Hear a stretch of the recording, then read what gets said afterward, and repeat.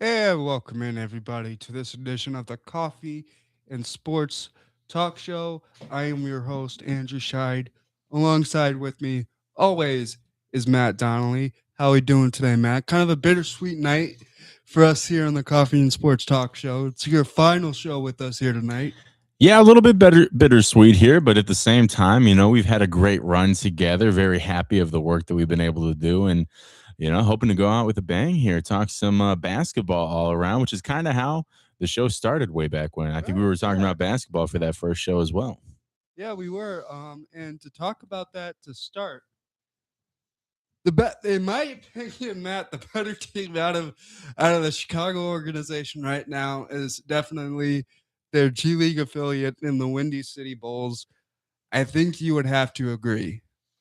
Well, I definitely say it is the more exciting and entertaining Yeah, team to which watch is for kind of what sure. I bet. They're Yeah, more competitive right now. They may not be playing at the same level, but they're playing right. more competitive basketball. Yeah, well, it also helps that, most of the guys that we see on the Windy City Bulls, we've seen the entire year as well. I know that Yuki was a new addition, but at least he was a fun new addition, Oh, right? Some of the no guys doubt. on the Chicago Bulls, it's like, I don't even know who these guys are. They're not bringing a whole lot of energy to the table. And it's like, with the Windy City Bulls, at least, hey, Mac McClung and Yuki, you're going to be in for a highlight. The NBA G League has been, posting their highlights on a nightly basis. So that's pretty cool to see.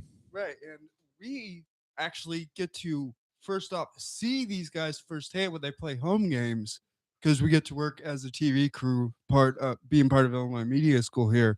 So being able to see guys like Yuki and Mac develop firsthand, I know for me is an awesome thing. And I remember the first time I told a lot of my friends from high school that I get to, work these games, and they're like, "Oh, you get to hang out with Yuki," I'm like, yeah, I see him every time, but it's not like I'm pals with them. But to see these guys develop, and I don't know if it's the same for you, Matt. It's a cool experience. Yeah, I mean, just getting to see the growth overall for the Windy City Bulls has been pretty cool. Seeing these guys up close and personal, it's a very intimate experience working in the industry and being able to be so close and know that everybody is there to do a job. They're there Right. to play the game, get better, provide value for the Chicago Bulls organization, and we're there, trying to move up in the industry, trying Right. to get Right. some experience, and so we're in similar situations, right? Us as well as the players, we're not necessarily in what we would consider our end goal, but Right. we're working toward getting there in that same capacity. So I think there's, at least from our end, definitely a respect to see what they're doing as G Leaguers. Right. And you totally hit the nail on the head. But one thing I love about this is just the fight in this Wind City Bulls team. And we saw it in a couple games ago where they actually ended up taking a loss, but it came this close to being tied by Mac McClung, who is the a three-time NBA slam dunk champion. And let's be honest, in my opinion, because for those that don't know, he released the four dunks he would have done this year if he participated. And in my opinion, and I know our producer Nick has the same opinion, if he would have participated, he would have been a four-time champion. There would have been no competition. Yeah, I mean, but at the same time, you can only, and I honestly I was kind of thinking, well, Max on the two-way deal now. They're bound to bring it up for the slam dunk contest there, but yeah, I mean, you can only win that thing so many times before you want to see some parity. And I don't know, those skills challenges are just kind of losing some of their aura to them in general. I'm not a huge fan of the skills anymore. And some of the dunks you see, they're getting less and less creative, and it Yeah, is what it is. but But there was I don't know if it was his first year sprinkled in between those wins, but there was one dunk that just went viral over the All-Star weekend of his where he hurdled the car for a dunk. I mean, oh yeah, I saw what that. other Yeah, player has hurdled the car and then dunked the basketball? I don't think I've ever seen that. yeah. I mean, Blake. There's been a few instances of vehicular dunks for sure, but I mean, it's still exciting. It's better than some of the ones that we've seen where they're just like, oh, we're gonna jump and do a little spin in the air, and it's like, Right. oh, And all right, whatever. I've seen that in a game before, but whatever. and speaking of Mac McClung, and there are three players in my opinion that are kind of the foundation right now, this Windy City group. And for me, it's Mac McClung, Kevin Knox, and Yuki Kawamura. And why do I put Yuki in there? And we've talked about him before on this show. He's made a debut with the Chicago Bulls and had actually a great debut, in my opinion. When you're talking about a debut with a NBA team, being able to win. Yuki is 5'8", ladies and gentlemen. He's like an inch or two taller than I am. And this guy was able to win a jump ball at the NBA level. So no, don't put anything past Yuki. He was a competitor. He was a baller, in my opinion. And and it's the same thing with Mac McClung. And you could see here in these graphics that they're kind of dead even with their minutes average per game and points average per game. Mac is the only one really in terms of points that really lights it up. And in that last game against the Wisconsin Herd that we covered, their last home game, he actually led that game in points for Windy City. I think he had like 38, He had 38, yeah. close to something like that in that game. And when you could average like 32.9 minutes in a game, and I've seen it covering these games, it's sometimes a whole you'll see Mac for a whole half before he's taken out. Right. And You know, his opportunities, he makes his own opportunities, and that's one of the things that I like most about Mac is it's almost like he can decide when he wants to score. You know, when he decides, hey, I'm gonna drive and do a little floater or a little bank shot, then he's got that wide open lane that he can just create for himself.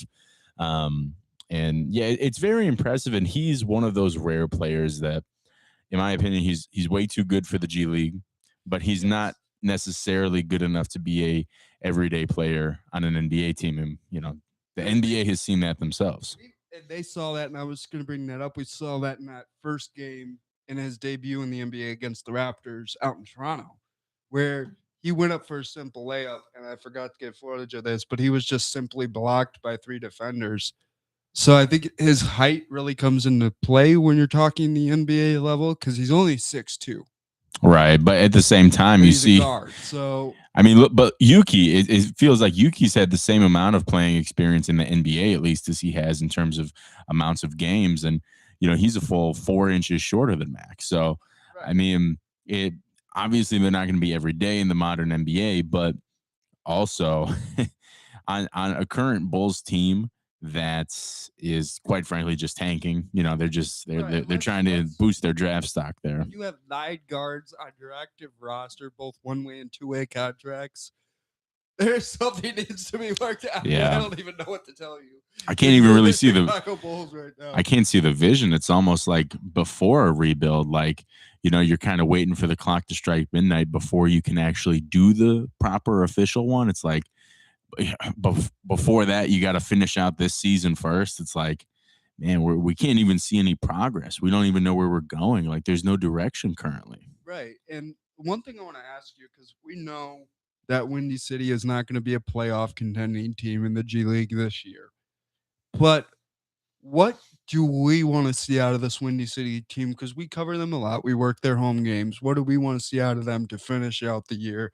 They got about a month left. They play a game tomorrow night in Maine. So what do we want to see out of them to cap off the year? I'd like to see out of them. Well, first off, I really love the fact that Caleb Grill has really been heating up. I think he's been blocked a little bit on the bench lately, or throughout the entire season, really. He's gotten some role minutes here and there. We've seen his ability over these past couple of games to be a very streaky scorer. And so, definitely a 3-point threat. And I just think that if you can continue getting some more development out of these guys that we haven't seen a whole lot of throughout the season so far, bolster that depth. And of course, the two-way guys are the ones going up to the Bulls, but even still, you'd like to see it's going to be a different group of guys next year, and you'd like to see what we can get going forward in terms of, hey, this guy that really worked and matured and progressed on the Windy City Bulls, now he's actually going to be able to have a legitimate threat or a legitimate opportunity next year to then potentially, if we're going into full rebuild, blow it up, rebuild mode, maybe a couple years down the road, see what they can do. Now, here's one thing I want to ask you. do you think that Windy City, these guys, because there are a lot of guys, in my opinion, that should be up there. Mac McClung, Yuki being two of them. But another one I think eventually could really shine at that NBA level is Georgie Bajanovili, Matt, because he's just one of those guys, and I've read how to duties at this game before. You working as timeout coordinator, and when guys like Georgie Bajanovili and Yuki being one of them too, actually come up to the scores table before a game and fist bump every worker that's working the scores table.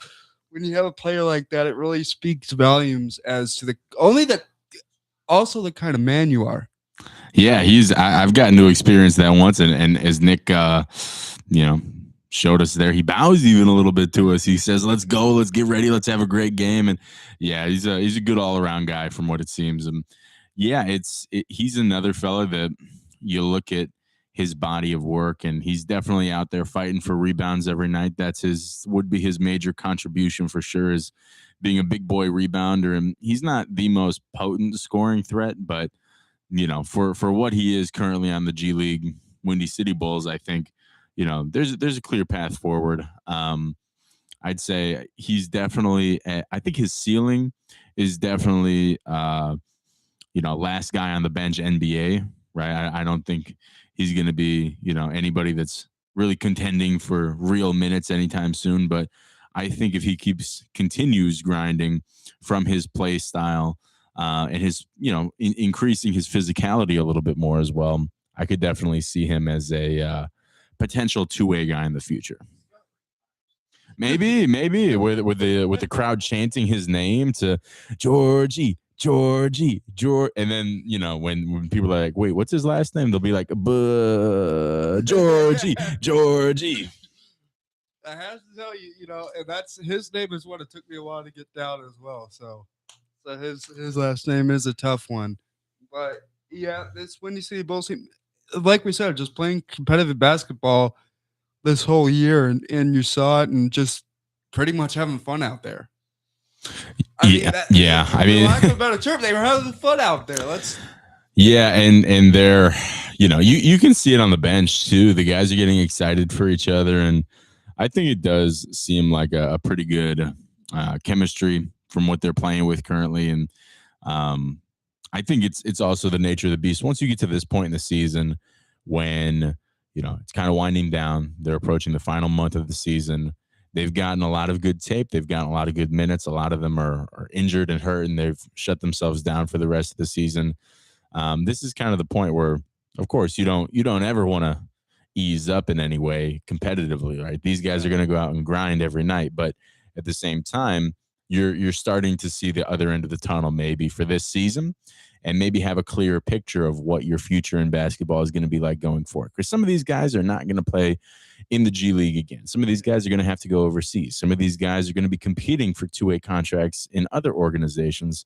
And so when you're in the haze of the season and you don't know what that future looks like, now that you can start to see, okay, things are going to clear up on the other end in a little bit, maybe that could allow a little bit more clear mental headspace to then play more freely and more fun. Right. One thing I want to, before we end this segment, is one thing that's really interesting between the Chicago Bulls and Windy City Bulls is their head coaches are actually related. And that's not something you see out of one team, both, NBA and G League affiliate. Yeah, Billy Donovan coaches the Bulls, and then his younger brother, Billy Donovan III, coaches Windy City. I think it's his son, actually, and what a coincidence, right? Yeah. I mean, how did that happen? What do you think, Nick? Did they just show up to the job interview at the same time, and they said, "Hey, Junior, you can go to the G League, and your dad can go"? Do you think that's how it went? Oh, I would never look at that, Nick. What are you talking about? No, they were just two of the most qualified guys for the organization, for sure. Andrew, what you got? Yeah, Bill, but it seems like they're having fun out there. And just to cap off the season, we're going to be working 5 more home games that Windy City has got this year in the month of March. But just for them to have a strong end to the season and just go out having fun and, get ready for next year. Love to see what they can do going forward. And it has been a fun season working with them. And we'd love to see some good things coming from them going forward. When we come back, folks, on the Coffee and Sports Show, we will be breaking down bracketology. Miami of Ohio, who can fulfill those final bubble spots, all that and more when we come back.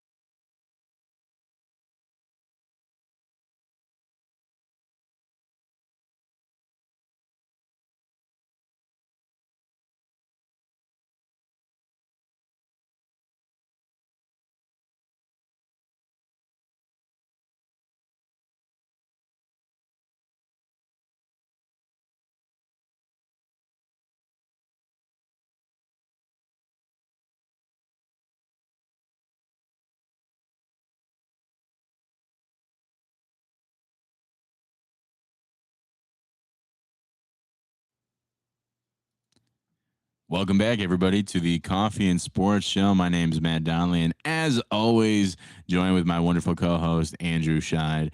Andrew, how much college basketball have we been watching this year? I've been catching up a little bit more lately, but that's typically how it goes in February. That's when college basketball is like, oh yeah, March Madness. It's right around the corner. What are we going to be talking about? What kind of brackets are we going to be making? Truth be told, I haven't watched much before this, but what about you? I here and there been watching the season, but let's be honest, February is when I start really paying attention to what's going on and who's where. But we were talking about this a little before the show started, preparing for tonight's show, and I always will say this year, at least one of the teams I will be watching during March Madness will be one of my favorite schools in the University of Michigan. I also will be taking a look at North Carolina as well during March Madness. So, Andrew, that doesn't make me very happy that you just said Michigan is one of your favorite teams. Did not make me very happy, but that's okay. That's okay. Michigan basketball is a lot different than Michigan football. If we get to the fall, I know you kind of missed us in the fall a little bit there. If I come back and we're still, talking about college football, hopefully we have a different tune coming that time. But yeah, I agree. I will say, for my animosity as a Buckeye fan, the Dusty May Michigan Wolverines have been very impressive. I think they're going to go very far. Definitely Final Four, if not winning it all. Bar a very improbable early exit that I don't think can happen. But then again, that's why they call it March Madness, right? Anything can happen, truly. Have you heard much, Andrew? I got a question for you here. Have you heard much about the Miami of Ohio Redhawks? I have not. Let me tell you a little bit something about these guys. They are 28-0. I'll say that again. They are 28-0, and that is just insanely impressive for any team. We're going to get into their schedule a little bit here in a second, which, a lot of people have been. I want to take a look at that schedule. Yeah. Well, a lot of people have been wondering, is that actually a legitimate record? And when we look at things like bracketology here, they are currently projected as an 11 seed. Now, again, for those, if you're not familiar, if this is your first sports show here, March Madness seeds 1 through 16. Typically, those auto bids are like 12. The mid-major auto bids are 12 to 16. So 11's like kind of, you know, if you're not a mid-major, if maybe you're coming from a power conference that's like, you know, mid, I'll just say that if you're a mid power conference team, you can get in as an 11 seed. I think that's a little too low. I think that's a little disrespectful, Andrew. Before we get into the schedule of them here, what is that? What do you make of that? 28-0, undefeated, potentially 30-0, potentially even more with your conference tournament. They could be like 34-0 and be an 11 seed. That just doesn't sit right with me. What do you think, Andrew? That makes me think you got to take a look at the way you structure your brackets and how teams fall into these seedings, right? But here's the thing: I would like to take a look at Miami, Ohio schedule. So please give me a copy of this schedule that has allowed them to go 28-0 and possibly 30-0. Well, but that's the thing, people will say, "Oh, they had an easy schedule, so it was easy for this team to go."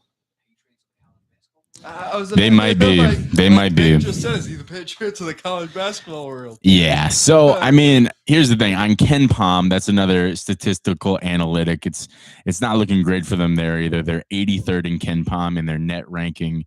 They're 48, which again is not bad.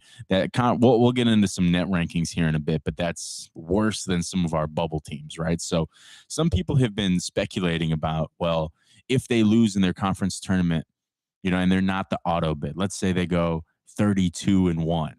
Some people are saying, well, they shouldn't get in. They shouldn't get they shouldn't get an at-large bid because of that for whatever reason. And they should, other teams should get in. But here's who they played. Okay. Now, I'm going to do them a little bit dirty at first here. Okay, I'm gonna be a little. How that you're open about that. You're like, okay, I'm going to slander you just a little bit here. But. It's not slander if it's true. I'm sorry to say they played Trinity Christian College, which shout out to the trolls. They're located in Palos Heights, Illinois. I believe they are NAIA. And I believe the school will not exist next year. So that doesn't. So that doesn't really do much. They beat them. No. They beat them 129-49. So nice little 80-point win there. Is there a mercy rule in college basketball? No, but there probably should be. With a score like that, there should. Well, I don't even know how that can count as one of your wins. I mean, you're playing a future non-existent school that's competing at the NAI. I don't know, whatever. They paid them money, and so I guess that money's not going toward the university. I don't know, but. Another team that they played and beat by looks like 50 is Indiana University East, not Eastern Indiana University, just Indiana University East. Okay, that's not great either. There's another school they played right before Christmas called Milligan, not Milliken in Decatur. No, this is with a G, Milligan. They beat them 135-81. So, needless to say, their non-conference schedule is not the best. They haven't played a single quad one team. They have one quad one win when they beat Ohio on February 13th. And what was, out of curiosity, what was that score? I was pretty good. It was 90-74. So that was a high scoring affair. Yeah, I could say you won that game. And then just steal it for Liam Mosey did like. Well, yeah. I mean, they do have, looking at their schedule here, they do have a couple overtime wins. So a couple that they could have, gone the other way. They won 105-102 in overtime against Buffalo, and then 107-101 against Kent State, who I believe Kent State is pretty good in the MAC this year. So, but all things considered, they don't have the most impressive resume, but at the same time, Andrew, there's a lot of other teams out there that play fairly weak schedules that do not go 28-0. And I know that we're not sitting here and saying, well, yeah, but nobody's advocating for them to go to the tournament. No, but just the rareness of a mid-major doing this right. It's remarkable. It truly is. And there's been other teams that we've seen come through that maybe they've played some better teams, but they could lose 1 or 2 games and still get an at-large, right? When we look at other mid-major conferences, such as like the Mountain West. Now that's a high mid-major conference, but they're projected to have at least one, at-large bid for sure. The West Coast Conference, the one that Gonzaga is in, again, Gonzaga makes it a little bit more, and St. Mary's makes it a bit more of a competitive conference. But a team like St. Mary's or San Francisco, they're able to make it, even if they're not, at the highest level there. So again, Miami, it's we'll see. I don't expect them to lose either. I just don't like the argument that people are making that, like, well, Auburn, I've seen Auburn as a bubble team. Auburn's barely above 500 and 3 games under 500 in the SEC. And I just don't like the narrative of, well, this team was almost perfect as a small school in their small conference. But, the big conference school does whatever. They win some games, they lose some games. Put them in anyway. That's what we want to see more of. We want to see more of that. That's just what I don't like. One thing I want to ask you to kind of shift gears, just a quick little question. One team out of the Chicago area in college basketball that we normally hear a lot about that I haven't personally heard a lot about this year is University of Loyola Chicago.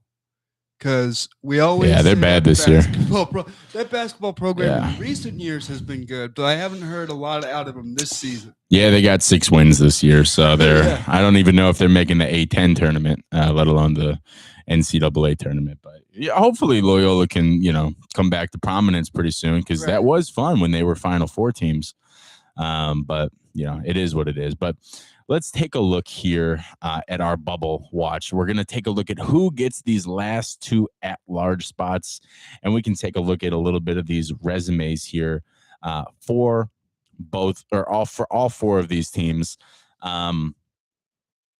We've got from left to right. Now, this is the left 2, TCU and New Mexico. Those 2 are currently, according to Bracketology by Lenardi right now, are in.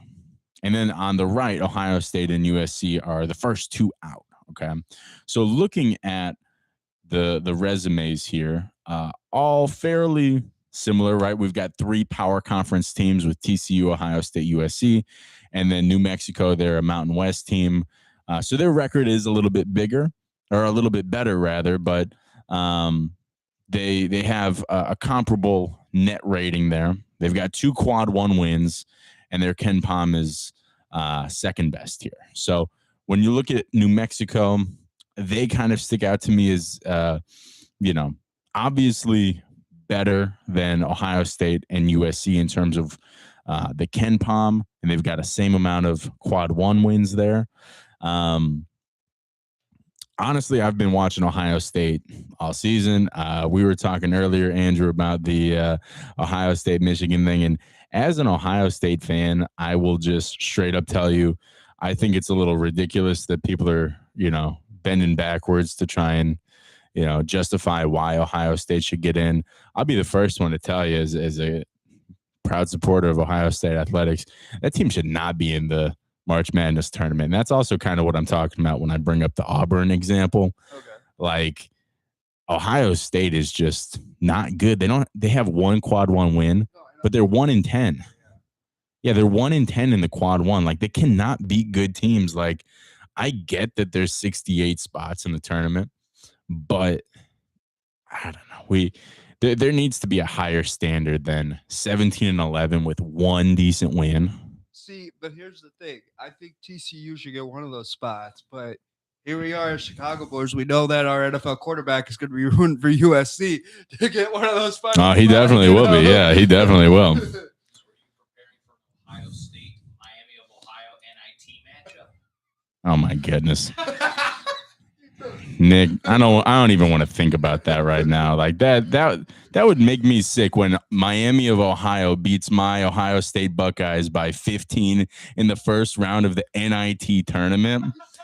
That might be the most depressing day of my life as an Ohio State fan, at least. And I've had some bad days for sure. But Cowboys fan. It just Hey, don't- Andrew, don't say bad words on here. Come on now. I don't Dallas Cowboys fan. What are we talking about?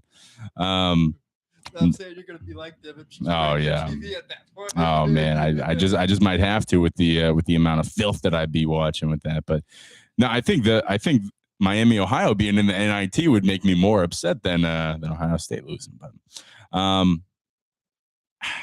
when we look at these teams here, it's there's still a lot left to be played. We'll see how it shakes out. Quite frankly, New Mexico's always on the bubble here. They're always like one of those first four teams, but Right. I mean, they never really do anything, and that's fine. Each year they prove themselves worthy enough of earning an invitation, and that's very rarely do we even see teams on the bubble go all that far. I know a few years ago UCLA was in the first four.